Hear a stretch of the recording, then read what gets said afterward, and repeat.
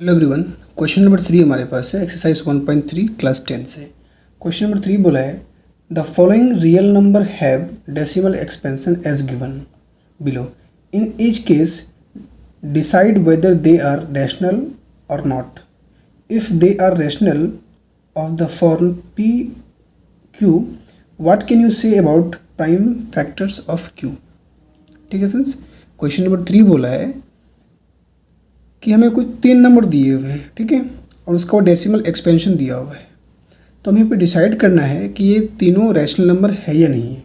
अगर यदि rational number है तो ये क्या है, पी अपॉन क्यू के फॉर्म में है, और क्यू का फैक्टर्स का क्या यहाँ पे फॉर्म है।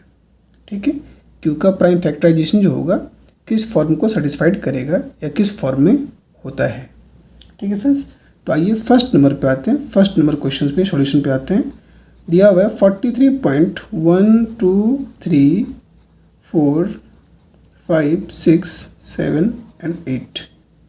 ठीक है फ्रेंड्स, तो इस डेसिमल एक्सपेंशन को देखोगे आप, इस दशमलव प्रसार को देखोगे आप, तो ये क्या हो गया, एक टाइम के बाद यहाँ पे एंड हो गया है। ठीक है, इट मीन्स ये क्या हो गया है, टर्मिनेट हो गया है। ये यहाँ पे इसका डेसिमल एक्सपेंशन यहाँ पे ख़त्म हो गया है। ठीक है, तो क्या लिखेंगे फ्रेंड्स, इसका सॉल्यूशन लिखेंगे since it has a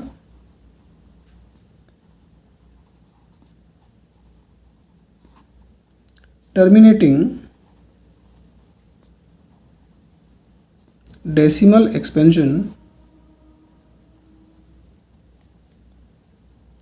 so it is a rational number।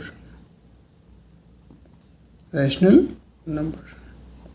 ठीक है फ्रेंड्स, आपको पता होगा कि किसी भी डेसिमल एक्सपेंशन का अगर डिटर्मिनेट होता है तो उसको हम लोग रियल नंबर बोल सकते हैं। ठीक है, and in the form of P upon Q and Q has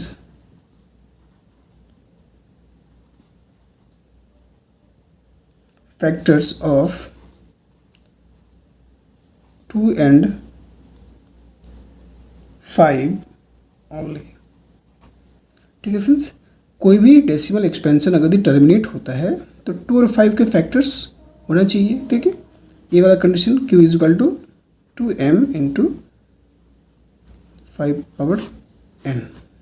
ठीक है, तो उस केस में जब कोई डेसिमल एक्सपेंशन टर्मिनेट हो जाता है 2 और 5 के फैक्टर्स, ओनली 2 और 5 के फैक्टर्स ही वहाँ पे होंगे। ठीक है, और टर्मिनेट किए हुए डेसिमल एक्सपेंशन को हम लोग रैशनल नंबर बोल सकते हैं। ठीक है फ्रेंड्स, तो इसका ये सॉल्यूशन हो गया। अगला नंबर में दिया है फ्रेंड्स 0.120 1200 12000 12400।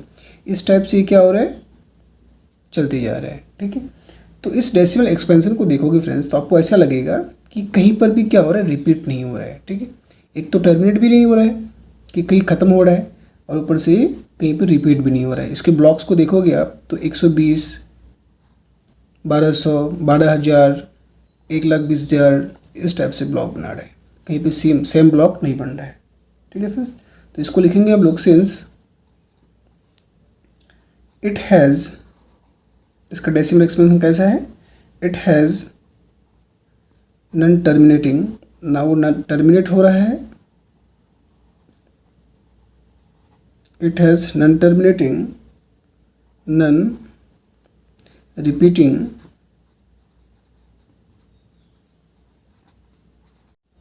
Decimal expansion. So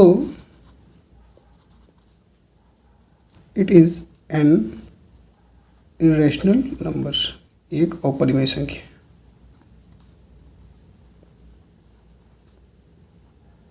ठीक है फ्रेंड्स, आपको पता होगा किसी भी डेसिमल एक्सपेंशन का अगर यदि टर्मिनेट ना हो और रिपीट भी ना करे, इसके ब्लॉक रिपीट भी ना करे सेम, तो उस केस में वैसा जो डेसिमल एक्सपेंशन होता है फ्रेंड्स वो क्या हो जाता है, इरेशनल नंबर हो जाता है, जो P अपॉन Q के फॉर्म में लिखा नहीं जा सकता। ठीक है, तो इसका आंसर हो जाएगा it is an irrational number. Last number हमारा है 43.12345678 पे बार रेकरिंग यूज़ किया हुआ है। ठीक है फ्रेंड्स, तो इट मीन्स क्या हो गया कि 1 2 3 4 to 9 तक ये जो ब्लॉक्स होगा एक कंटिन्यू रिपीट करते चल रहा है। ठीक है, यहाँ पे बार लगा हुआ है, इट मीन्स ये रिपीट कर रहा है। तो फ्रेंड्स आपको पता होगा कि किसी भी डेसिमल एक्सपेंशन में अगर यदि ब्लॉक्स बना के रिपीट कर रहा है तो उस केस में हम लोग बोल सकते हैं कि वो एक रैशनल नंबर है। ठीक है फ्रेंड्स, तो इसको भी हम लोग लिखेंगे सिंस इट हैज़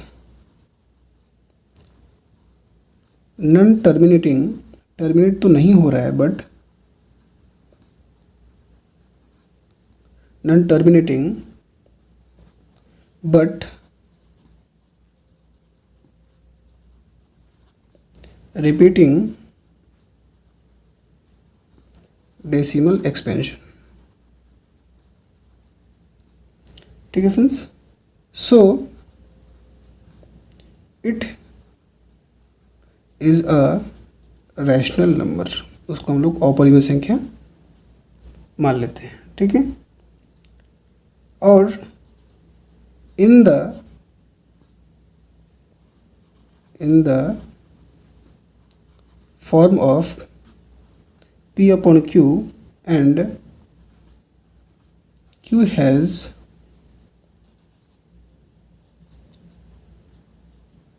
factors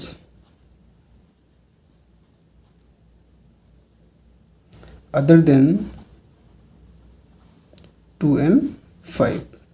ठीक है फ्रेंड्स, आप जब भी डेसिमल एक्सपेंशन में अगर क्या हो, नॉन टर्मिनेट हो बट ब्लॉक्स बना के रिपीट करे तो उस केस में 2 और 5 के अलावे भी उसके फैक्टर्स हो सकते हैं।